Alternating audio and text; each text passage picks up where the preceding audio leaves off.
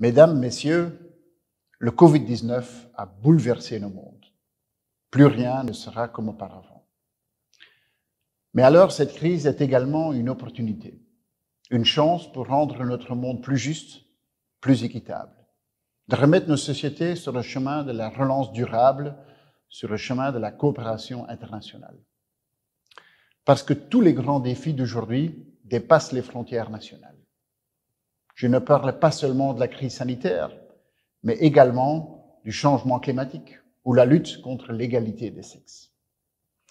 La Belgique veut être à l'avant-garde de cette approche globale multilatérale. Cela se concrétise notamment par notre mandat au Conseil de sécurité des Nations Unies, notre soutien à l'initiative de l'OMS pour accélérer l'accès aux outils de la lutte contre le Covid-19, ou encore l'initiative du réseau des agences européennes de coopération, coprésidée par l'agence belge Enable, à l'occasion du sommet pour la finance en commun. Dans cette quête pour ce monde meilleur, il faut constater que ce sont souvent des femmes qui sont en première ligne.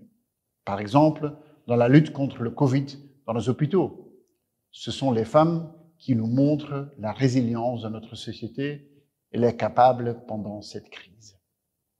Le gouvernement belge lui-même fait également un geste, une contribution modeste en attribuant à des femmes les portefeuilles qui sont clés pour atteindre la paix.